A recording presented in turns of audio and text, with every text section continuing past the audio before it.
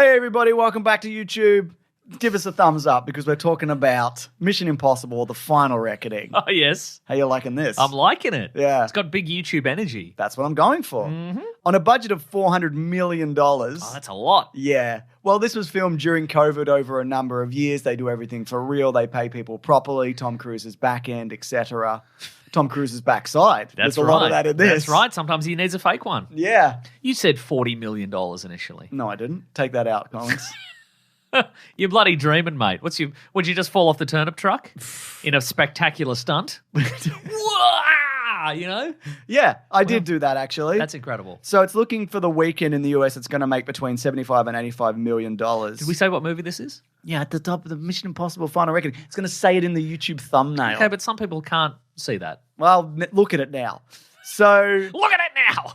And around the world, it's looking to make around $210 million, which is pretty good. It's not enough, though, is it? No, probably not. So this is also going to be behind Lilo and Stitch, which is going to make $275 million worldwide. The other thing that Lilo and Stitch has going for it is that it is bolstered by merchandise. And people remember the original. And people remember the original. Well, I guess people don't remember the previous one as much. And this movie doesn't think you do either. We'll talk about it. But yeah, Lilo and Stitch, even if it made significantly less money than it needed to, it will survive on merchandise. That's so true. And whereas these live or die mostly in theaters. Where's my Ethan Hunt action figure? Yeah. Where's my Benji action figure? Well, he's very particular about his likeness being used for action figures. Simon you don't see Pegg. a lot of them. Yes. Have you ever seen an Oblivion action figure with Tom Cruise? No. Have you ever seen a Magnolia action figure? Ever seen a Dick Trickle?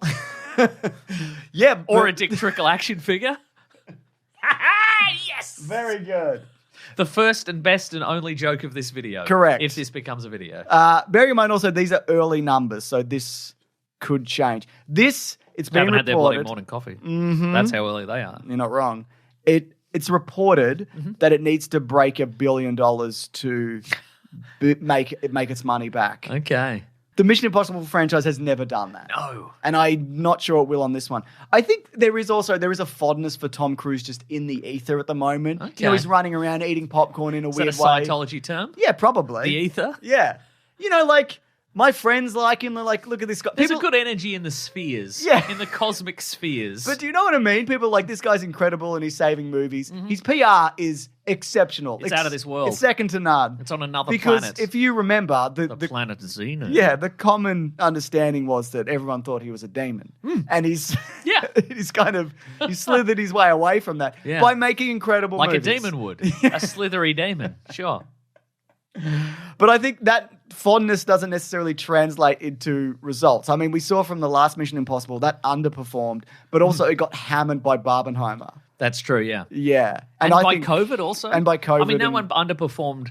Both of these have underperformed for production reasons, right? Like the last one underperformed because COVID... I wouldn't say this is underperformed. It's just budgeted way too high. Right. But COVID shut down production for a long time. Yeah. And the production company paid the cast and crew to just hang around for months, right? Exactly. And so that essentially it blew out the budget, not for reasons seen on screen, but just because they just kept everybody on retainer. And this also the production was stalled because of writers' strikes. Yeah, things, that probably? happened as well. Yeah, there's a lot going on. Yeah, right. Yeah. Anyways, Ethan Hunt, he's the chosen one. He's basically Jesus of this universe, and maybe even our real universe. He's back and he's got a fake foaming tooth. What do you think the story was? I've forgotten about the phone too. Bearing in mind, Yes. what do you think the story was? Bearing in mind, you have to work in the word podcover. Oh, I do, don't I? Yeah, because the podcover, it's a... This is a get the thing movie. It's a get the orb. You've got to get the orb to close the gate being nuclear destruction of the entire world. But the podcover is a MacGuffin, obviously. There's a number of MacGuffins. There's a few. There's a podcover, there's a poisoned pill. Yep. And there's a foamy tooth. Yep. But that's not the poison pill. You'd think it would be, wouldn't you? Yeah. If I said, where might a man keep his poison pill, you might say in a foamy tooth. Yeah. But you'd be wrong. You couldn't be more wrong, idiot. Do you reckon it's flavored? Yeah. Mint. Well, isn't cyanide taste like almonds or something? Yeah, but this one wasn't cyanide. That's true. It was just foam, wasn't it? Spoiler alert. Straight up foam. It's just straight up foam. Okay, all right. So when we last left our hero, Ethan Hunt, the Jesus of this universe. Yep. And our universe, That's potentially. true. Or he's a demon. That's true. So a virus had entered a computer on a Russian submarine, which created an entity, an artificially intelligent entity, and that's going to take over the world because it can predict everything we do. And also manipulate what we do. That's exactly right. I mean, it can sort of predict what you do unless you go, what would we not do? That's right. And then it won't think of that. Yeah, it would never think of that. Absolutely. So we have to love each other. It won't know that. That's right. We've got to be friends. What is friends? I would say the entity's ability to predict what people can do is massively lessened in this movie. Yeah. For plot convenience. It's got the same what will you do kind of powers that the leader had from that last Captain America movie. Yeah. It's like, I thought you were going to turn around in the car. You didn't. You turned around. Well, then you predicted it wrong, idiot. It means you don't know what you're doing. You're just guessing like we all are. And it was 50-50. You fucking twerp. Get it together. So anyway, there's a key. If you That's from the last movie. Yes, I know. It's but two keys. There's still a key. There's still two keys. You put them together. And they make a crucifix. They make a crucifix. They make a key. crucifix. Okay. A crucifix. Very nice. Thanks. You're welcome. Okay. So last time everybody had to get the keys. Yeah. There was Tom Cruise's Impossible Mission Team Force. And then there was Gabriel, who was the chosen one of the entity. Yeah, man. Who was connected to Tom Cruise in a way that... shot his girlfriend in the 80s. Yeah, but shot his girlfriend in the 80s. So they've got beef, obviously.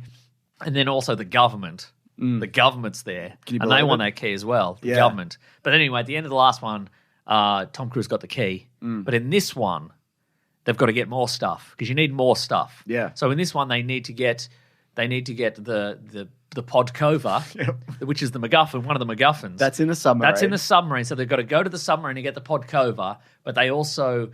Luther's made a poison pill. Yeah. And so what they need to do is they need to get those together. Everybody's got to... One guy's got to get them all together. Yep. He's going to need that key. He's going to need the Podkova. He's going to need the poison pill. One guy's got to get them all. Who's going to get them all? Because Ethan's got the key, but then Gabriel, he's been kicked out of the house in the entities world because he failed. Yeah. So, but now he's going to be like, what if I got the entity? If I get the Podkova. If I got the Podkova, I could take over the entity. Tooth. But then the government's like, yeah, well, maybe we've got a lot of stuff too, actually. So maybe we'd get the Podkova. Yeah. Maybe we'll do that. We'll control the... But then Ethan's like, well, what if I got the Podkova and then I destroyed the entity? And the government's like, don't do that, though. Yeah. We'll be responsible for it, you know? Also, there might be a bomb. A couple of bombs. There's so many bombs. Everybody's just casually got a nuclear bomb now. Yeah, man. Who's working on this? What's happening? What's going on? Anyway, that's the setup. Yep. And if you don't know that's the setup... it'll tell you multiple times. I mean, this movie just opens with an opening narration. Where this movie assumes that you haven't seen the last one. Yeah. Which is fair because it call. did get buried by Barbenheimer. But I do think it does way too much recapping of like, who's this? Look at this submarine. It does give me the sense that it doesn't trust the audience to go along. Right. Because it keeps over-explaining everything. And I think it drags it at the start because it's so busy going like, remember this guy, remember this, gotta get that, don't forget, this person fell out of a train, whatever. But realistically, all we need in this is enough exposition to get to the big stunts, right? Yeah. And there's a couple of big stunts. Yeah, or they have to go to a cabin. What would you say is the central thesis of this movie? I would say it is the organizations and the governments that are there to protect you will probably let you down. So do you know who won't let you down? Your team of best bros. Yeah. Get your team of best bros. You can all work together. You can make the best of it. Or one guy. And also, it would help if you're the best guy at everything. If you're the main guy and you're also the best at everything, that would be handy. And you can't be anybody's boyfriend because you're in love with the world too much. That's exactly Which has been a running theme of these movies for maybe 5 or so now. Yeah. And they're just like, Ethan, we need you back one more time. But also, we don't trust you. Yeah, I mean, you were right every other time. You've been right every other time over the span of decades. But this time, you're probably wrong. Yeah, we don't think. I'm Nick Offerman, and we don't like that around here. That's right. We don't like that around here. What do you think of this movie overall? I think it was weaker than the other one, but I think the stunts look better. I agree. I think it's really kind of...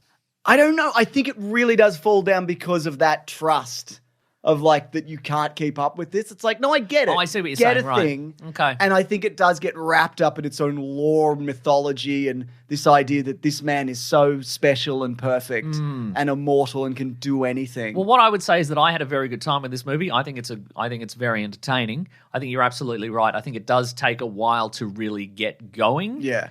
I felt this movie was more surreal than the previous ones. Did you? It felt to me like more of a dreamlike There movie. were elements of that. There's a moment where he is rescued, but it's not really Clear whether he's being rescued or it's just he's a having dream. a stroke. Maybe he died then. Who's to say? But to me, because when you think about the previous Mission Impossible movies, none of us have obviously ever been in these stunt-like situations, but at least you can recognize the world in which they take place. Sure, yeah. Like maybe you've been in a museum or a fancy building or a racetrack or whatever. or a Podcover submarine. And you can be like, okay, well, I could see, the scope for like intrigue and an action and who could be hiding in the rafters and all this sort of stuff. But so much of this movie takes place in this world of like thousands of meters underwater, or like just in the sky, or in like these government bunkers and These huge expansive things. And I'm like, it doesn't. It's sort of lost touch with. Yeah. But on one level, I'm like, okay, but that feels like perhaps the natural evolution. It's an evolution of this universe. Oh, definitely. But I also feel like in doing that, you isolate him from everybody else. Like he is working with his team. Yeah. But I don't know whether this is COVID related, but there's not a lot of stuff they actually do together. He's That's always true. talking about how he's relying on his team and his team's going to do this. And they are doing. He They is are. relying and on it is happening, but it's like what happened to They're thousands of miles away sometimes. This is a much worse movie, but the last Fast and Furious movie was like all the Dom Toretto stuff is just him and whatever new cast member will tolerate him, and everybody else is doing other stuff. Yeah, And right. it kind of felt a bit like that here, where Ethan Hunt is mostly on his own, and he's just like, oh, they'll probably show up or whatever. Yeah, I thought that was quite intriguing. This idea of, he's got to get that Podcover. They can't go with him because they obviously can't withstand the thousands of pounds of pressure underwater or the extreme cold or whatever. It's but interesting- they have to make their way around the world. Yeah. It's also interesting that his age is his age, because it says he was born in 1964. Oh, right, Like, they're not like he's 40. Yeah, they're not like born 1982. Yeah. Kind of old, but not that old. Yeah, he was 13 in the first one. Right. But I actually thought it was quite effective. There are a number of scenes where one party is one side of the world and the other party is the other side of the world, and they have to. Totally. There's a number of scenes where action is taking place in different sequences, but they all have to meet at the common time to perform the, And I thought, those were very effectively tense. I think there are too many. There is a moment, it's towards the end, where there's diffusing a bomb. There's a server room and there's an airplane thing, and it's like, you could take the bomb out of this. Yeah, like perhaps it's enough. Yeah. There's already enough at stake if the entity escapes or whatever. But you need room, I think, for all the characters, new and old. We got to cycle some people out. Obviously, some people died in the previous movie. Do we bring in some new guys who from previous movies can we bring in, and maybe they're going to be the new team if we do another one of these. Jeremy Renner didn't come back. He said he was spoilers. Being a he didn't come back. Yeah, that is a shame. Yeah, I would have liked to see more come back, I guess. But there is some of the new inclusions are like great. Yeah, one in particular. And there's also some. They've decided in this last movie to tie together some events, some recent events with past events. Yeah. Like they've gone, okay, well, some of this now relates to previous movies. There's a direct in the link to 3 in this, which I like that one. I think 3 is good. And there's a direct link to 1 also. Yes, there is, exactly. But we haven't talked about Tom Cruise's hair. Yep. It's bad. Because James, you flip-flopped. Because a while back you were saying it's bad, and then in a recent trailer I think you were saying it's looking good. And you know why? It changes during the movie. Also, this is set 2 months after the last. Impossible. Because he had like quite a cruise trim cut. He had quite a trim cut. A cruise cut. No, he didn't. Wasn't quite a cruise cut. Like, there's a moment where he pulls off a Mission Impossible mask, and it's like all beetly. Yeah, it's right. too long over the ears in the back, and the fringe is too short. Okay. I also think it looks like that. It looks better now if you see him. By the way, if you've never listened to these before, we talk a lot about Tom Cruise's hair because I think it also reflects on the character. I agree. Yeah. Because again, first movie, it is a cruise cut because he's just come out of the military or whatever it is. Well, they changed it because now it's something else. He was doing crime. Yeah. He was doing cruise crime. And then he was like, well, now I'm... And then, in 2, he was off in the wilderness. Yeah. So he had the crazy rock climber's hair. Yeah. Then 3, whatever. With 3 normal. 4, pretty good hair. I remember being pretty long. 4 was 2 again. Because 4 was longer again. Yeah. But anyway, it does feel like a man in the awkward phase of growing his hair out. And I think in doing that, it ages him. Because it's this weird kind of Beatles cast on this dude who's 60. And there is a moment, it is in the incredible. trailer, where he's on the biplane. Yeah. And he does have the Mo from the Three Stooges He hair. does, yeah. But I think when they feather it up a bit, Yep. bit of texture, it does look better. With texture, it looks good. When it's sitting flat, not good. Somebody does... Oh, it's Hayley Atwell. She does comment on how good his hair looks. I know, right? She says, oh, it's grown out a bit. You Looks look good. great. You look great. For a man your age or any age. And you're clearly not I would dyeing love your to hair. cradle your head in my hands and lean close, but not too close. Yeah, that's right. Because that would imply too much. If we kiss, it'd be through me breathing oxygen into you. That's right. Yeah. Anyway, there's also a lot of Tom Cruise in this movie explaining to people why he should be given the chance to do a thing. You have to trust me to do this. And they're like, well, we don't want to. And he's like, but love, and I'm always right. That's correct, and yes. they're like, he's always right. He is always right, yeah. Also, he's never been more shirtless in a Mission Impossible movie. He's running around in his underpants brawling. That's he's true, brawling on submarines. Yeah. He's brawling in torture chambers. He's brawling on planes, multiple biplanes. Yeah. He was shirtless. He's in incredible shape. I agree. Yeah. Incredible stuff. And he's really monkeying about. Like, he's talked about how, like, what he does to his body to maintain it. And he, he considers it a tool like anything else, He's just doing the Tom Cruise routine, which is incredible intensity at everything. And he's just focused it on getting in shape, and it's worked. It is, yeah. There's never been a more intense man in Hollywood, I don't think. I think you're right. How do you feel about the action sequences in this? I know we briefly talked about it. I think there's some really good underwater stuff. Yep. It's also way better. I can't remember which one, but there's an underwater sequence in one of the previous ones. It's the one where he also is strapped to the side of the plane. And even that's 5. Yeah, and even though he did a lot of that for real and held his breath, it looks fake. Whereas this... It all looks real. It all looks very real. And he's going through a submarine in different air pockets as it's rolling towards a cliff. And it's all very well choreographed. Yeah. And the air... There's, later on, and again, this is in the trailer, there's some aerial stunts on biplanes. Yep. Never for a moment did I think he wasn't there. No. Like, he's on those planes. There's he's only being tipped upside down. one moment where... Because Gabriel is also up there. Yeah. And when you see him up close, it's kind of like... Isai Morales. Yes. I don't think he's there for some of that, which is fair enough. Why should he be? Yeah.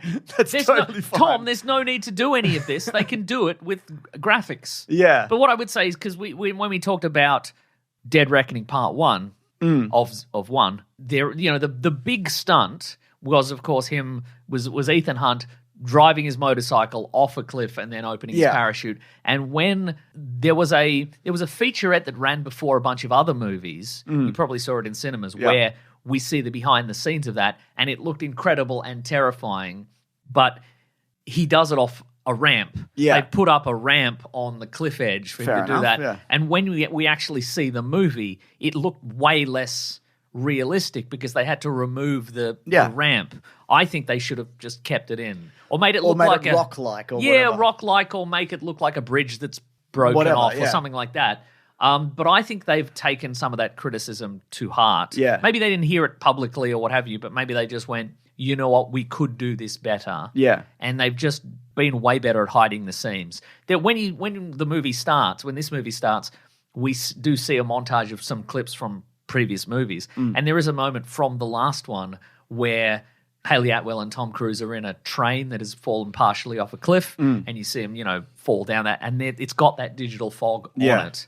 And there's no instance of that digital fog in this movie. It looks incredible. And obviously a lot of that they did do for real, most of it seems. Though they said the same thing about Top Gun, and there's a lot of CGI in Top Gun and not real plane stuff, which, fine. Yeah. Like, you're selling a movie on... Though it does erase, like... The work of all the visual effects artists and whatever. But... Yeah, or whatever. But no, that sucks. But I think here, I was watching an interview with Christopher McQuarrie, who returns as director. And... McHugh? And a lot of that, because it's biplanes and they have to use like old school planes in this, and they write a reason for that being they barely go faster than a car.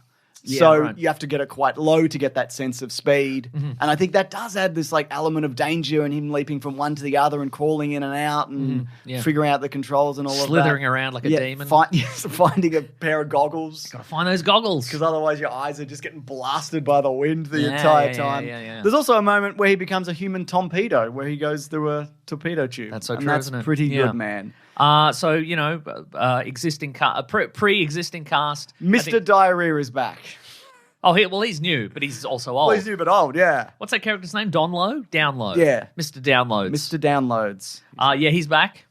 We without spoiling it, we'll talk about it, I think, in spoilers, but we finally figure out where he's been. We'll talk about the knife. Make a note of that. We're going to talk about the knife. All right, I'll put a knife. But I was going to say, all the regular players are back. Simon Pegg is back.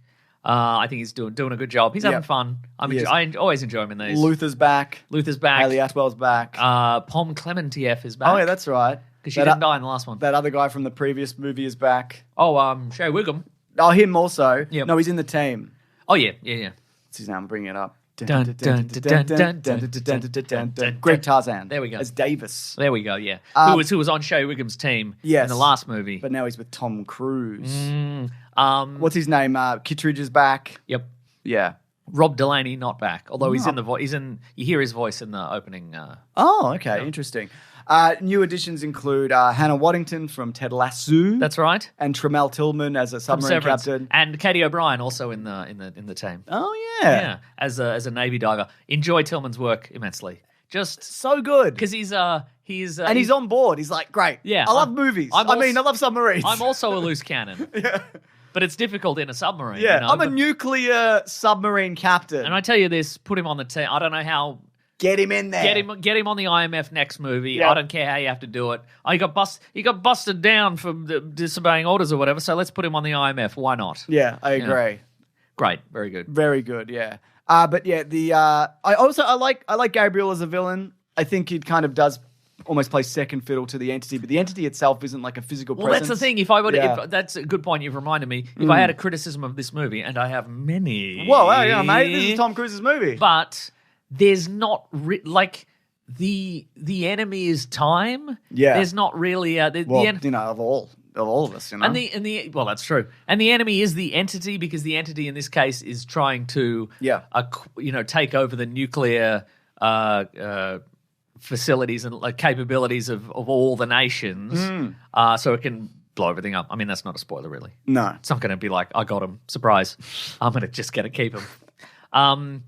But, we never really get a sense of the entity, we never have, really. I don't think it's necessarily an effective... None of it's. I don't think it really has an effective antagonist. Do you think maybe you need? I mean, Gabriel becomes like the face of it, but even then, they're not really working together like they were in the last one. Do you think it needs not a robot, but maybe there's like a face to it? Yeah, he does get in an entity sarcophagus at one point. Yeah, but I thought it was going to be more than it was. Yeah. I don't know. I thought they were going to make him do all the Mission Impossible movies in virtual reality. Yeah, that's true. I think maybe, again, it's that surreal nature of it, that he's just sort of pushing against a force. Yeah. Ethan's just sort of fighting against the entire world to some degree, but I don't know. I guess maybe it could have gotten a new follower or something. Yeah. But then who do you... I think it's an interesting idea. Bringing in a new guy is not...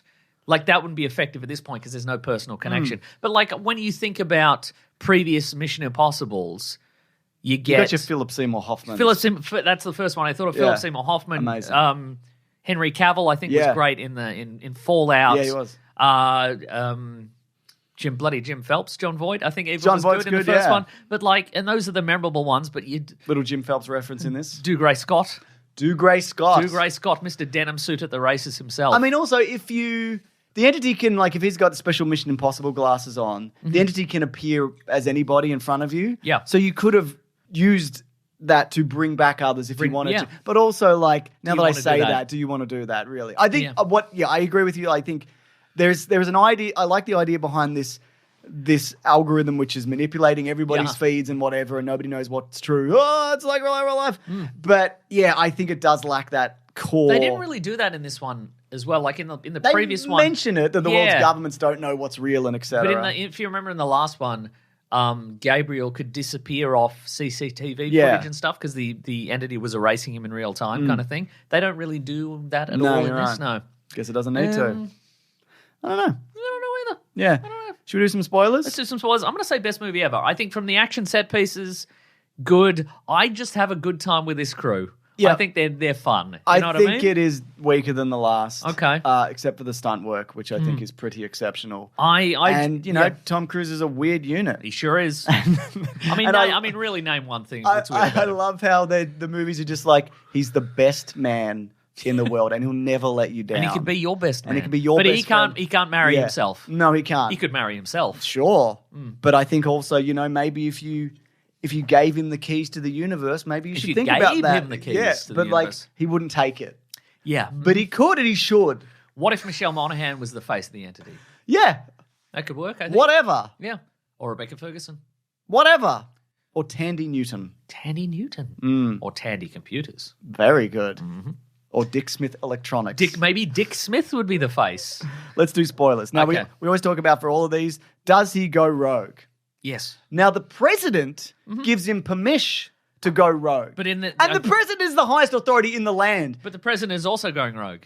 That's true. Yeah. So who's going rogue here? I've lost track. The president is going rogue. Submarine captain going rogue. He's going rogue. Yep. And everybody on the team. Everyone's going rogue. Especially the guy on the submarine who tries to kill him in a knife fight. He's going rogue. He's gone rogue from a different. He's on the internet too much. Yeah, he's gone. Yeah. Tom Cruise says to him. That's true. Yeah.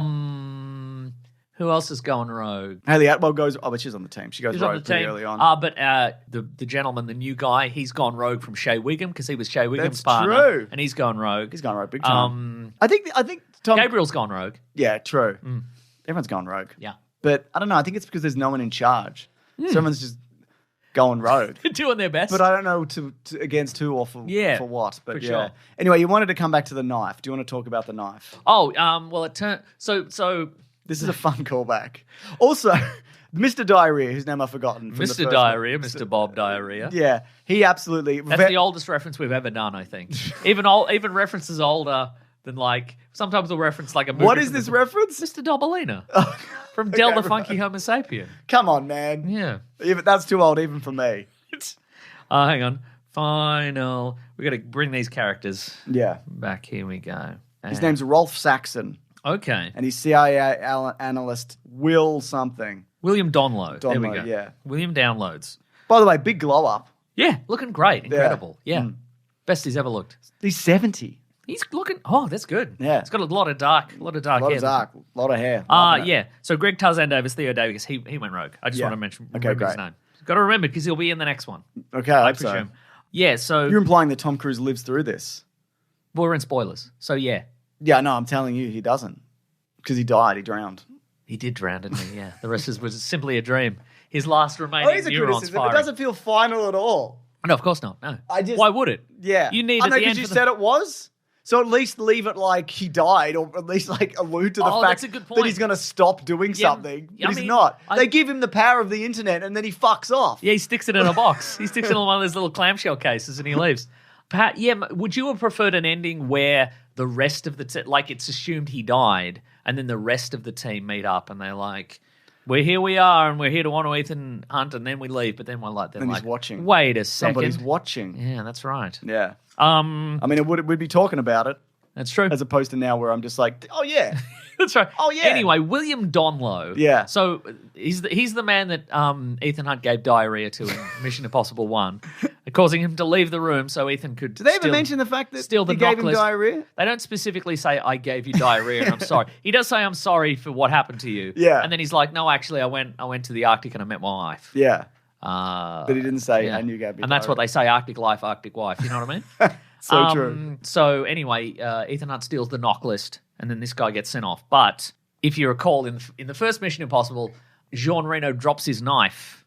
He drops. He's got a blacked out kind of switchblade flippy outy knife, and it lands in the desk. Ends in the table, and then in this movie, Ethan Hunt is talking to Don Lowe and he's saying, sorry I gave you diarrhea that time. Sorry I gave you diarrhea for decades. I understand you just had it on and off for decades. And he's like, that's fine. Actually, I owe you because I met my wife in the Arctic. Right.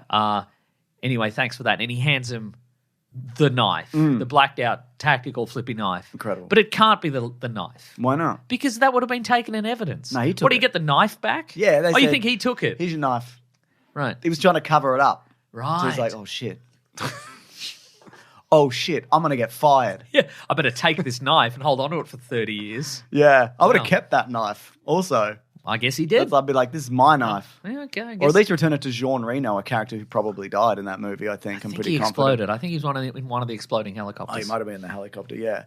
But no, I thought that character was like, he's great. Yeah, He's yeah, fun yeah, and I he's agree. nice. His wife's fun. Yeah. They're just Yeah. on the team now. And they basically put everybody in the position where they might die. yeah. You know what I mean? Unless they can sprint away from an Well, explosion. there were certainly a few moments in this where I'm like, of these characters, who's had an arc where they can sacrifice Well, themselves? after Luther died, yeah. I was like, That's that's it. Yeah, I'm not doing right. another one. Okay, yeah. And he's like, sorry, brother. I got to be in an explosion right now for Mission Impossible. That's right. But we're brothers and I love you. Yeah. And when you save the world, which you will because you're Jesus, Yeah.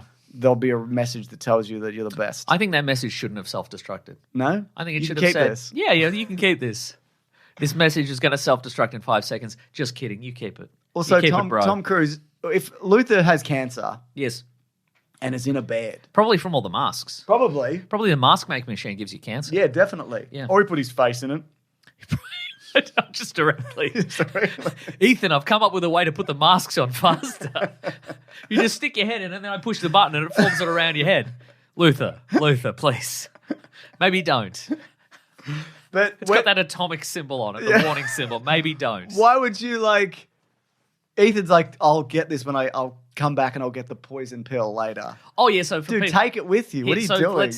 He's sick. Let's spoil the plot. Okay, so Luther has cancer, but he's come up with a poison pill. He's the smartest. It's a USB stick and it's got a bit of data on it. So when you get the Podcover thank you very much. from the submarine machine. From the submarine, what you're going to need to do is first you're going to need the crucifix key. You're gonna need the crucifix. Open up the thing and open up the glove box of the submarine. and then throw it away. You don't need it anymore. You don't need anymore, don't worry about it.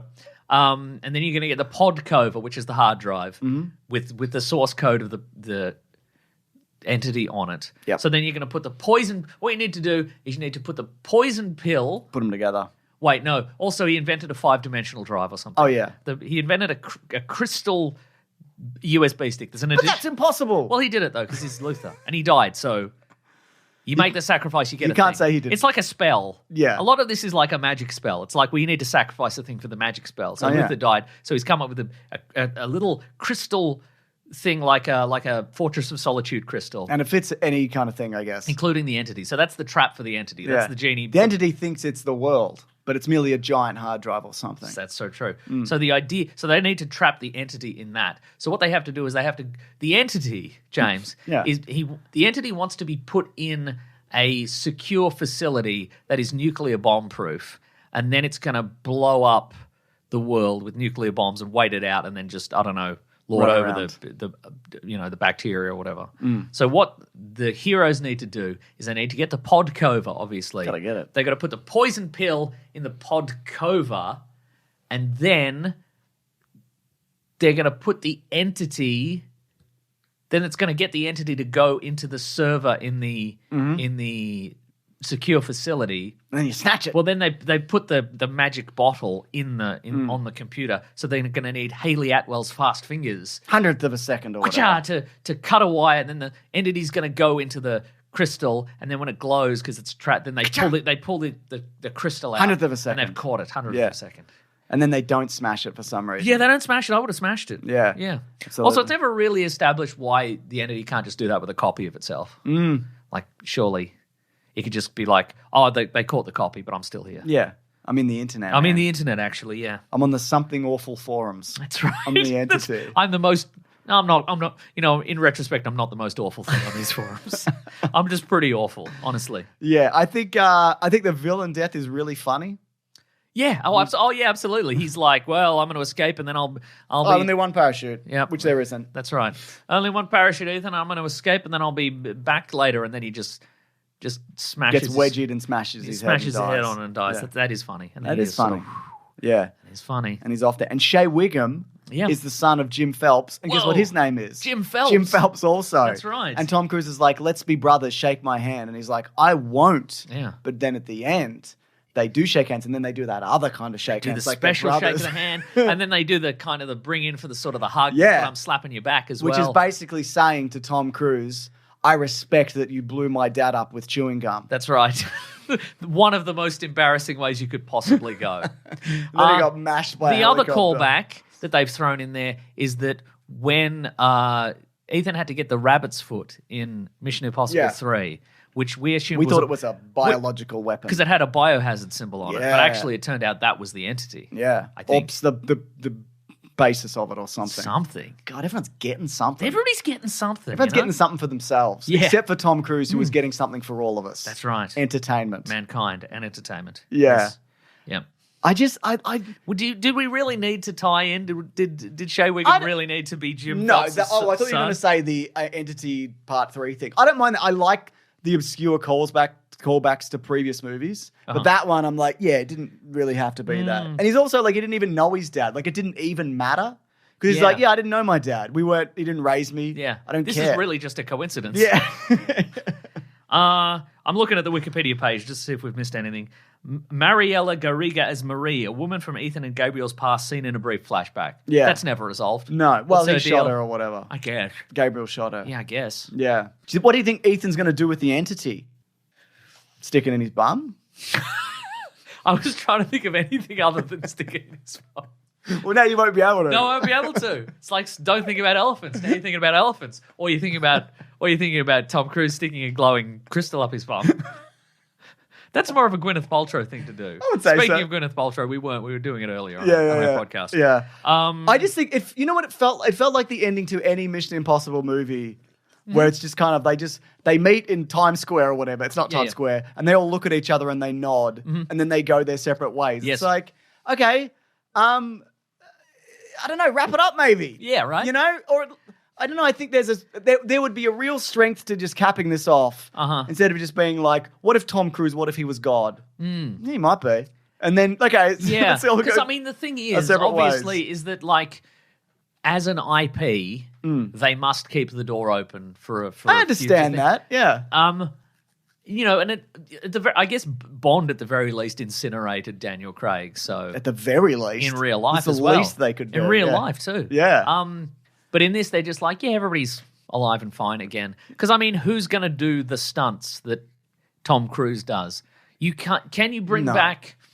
I think no matter. you rebrand or whatever. I guess you rebrand. You make a different kind of movie. How do you go? Well, the last two movies didn't do that well financially, but this is going to draw in a new audience. We're not going to do any big stunts. I mean, if these big stunts aren't bringing people in, It's true. then you don't need to do them. I guess. Or you can do a more scaled down version. Yeah. I mean, I still think the first one is fucking incredible. Yeah, absolutely. And that's pretty low key. Yeah. I mean, there is big stunt work in that, but Yeah. like there's a train sequence, but that's all fakes. Yeah, I also think that when you think about,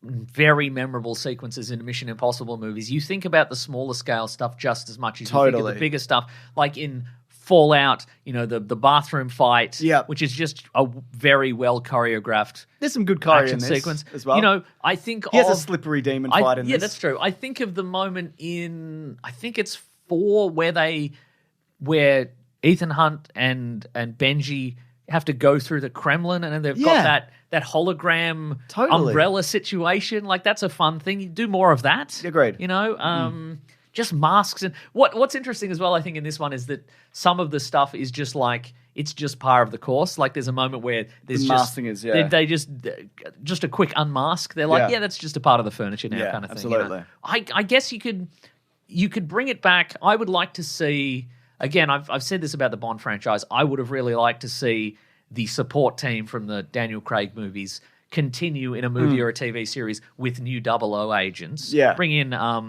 Shea Whigham. No, don't. Naomi No. Well, yes, no, but Naomi Harris, sorry. you know Naomi Harris as Moneypenny, but you get Was she in the Ms. Marvel movie or whatever? yes. New 007? It's freaking Lashana Lynch. Yeah, You bring I in like her. Lashana Lynch as the new 007 and then the other 00s. I would be absolutely happy with no Tom Cruise. I'd be happy with Tom Just in Cruise. the world? Yeah. No, I'd be happy with Get Tom. him outta here. I'd be happy with Tom Cruise again as Ethan Hunt.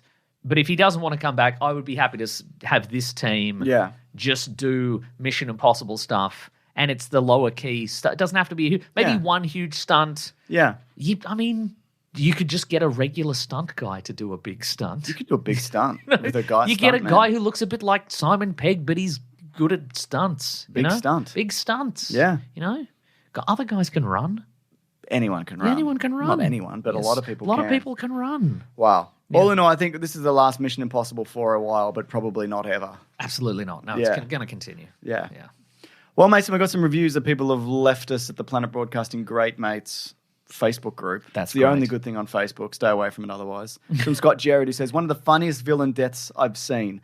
Movie as a whole was kind of sluggish, but I liked it enough. It's sitting as my second least favorite of the franchise, but I gave it a 7 out of 10, so that tells you how good this franchise is. And leaves it ambiguous as to what his least favorite is. It's 2. It could be 3. No, 3's good. I think 3 is good also, but a lot of people put it at the bottom. I don't know why.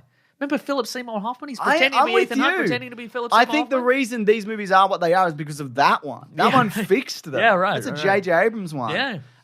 Neil NH says, really dug this one. Gets off to a slow start, but has one of my favorite third acts of the entire franchise. Noah Sargent says, I really wanted to love Final Reckoning, but I thought the pacing was awful. Gabriel was a terrible villain, though he wasn't great in Dead Reckoning, and the film doesn't trust its audience. But on the other hand, you have perhaps my favorite set piece of the franchise, another killer set piece with the biplane. Really, after the 1.5 mark, it gets better. Yeah, this is pretty long as well. I forgot to mention this, but it is long. It's a lot going on. Zach Garrity says, I hated how this film treated me like I was the dumbest person alive. Way too much exposition and way too many flashbacks. The action scenes were incredible, though. And Ollie Brady says, from the views of other people above, I have no idea what people are hoping/expecting this movie to be. Too long? Too self-indulgent? Too much cruise? Too much running? I thought that was great. Hit every note I wanted and more. If that's the last Tom Cruise Mission Impossible, it goes out on a high. Also, really great to see a small Philip Seymour Hoffman moment sadly missed. I guess the question then becomes, if we do a sequel... Me and you. Yeah, me and you. I think what they'd have to do is they have to sort of close the door on the idea that there's going to be another entity that is doing this world-changing, world-ending thing, and just they're gonna have to trim it back to be like, well, there's a list. There's a list. We've got to get the list or whatever. It is fun when they're listing the things that Ethan Hunt did, and they're like, "Oh, that last one happened like a month ago." Yeah, you were there. You fell for it, idiot. You fell for the utmost master of tradecraft. He wore an imperceptible mask and he gas bombed you all. You dumbasses. Grow up. Get a job. Get a real job. Agreed. Anyway, should we move it along? Let's move it along. To what we're reading? What we're going to read. Now, if you're on the YouTube video, you don't get that. No, you have to go to the podcast. Yeah, that's right. Podcast called The Weekly Planet. You might even be like, what is that? Figure it out. Well, don't worry about it. Grow up. It's not for you. Grow up. No, James, I'm going to try reverse psychology. You wouldn't be able to handle it. It's to be on you. A little segment from our little podcast. Yeah.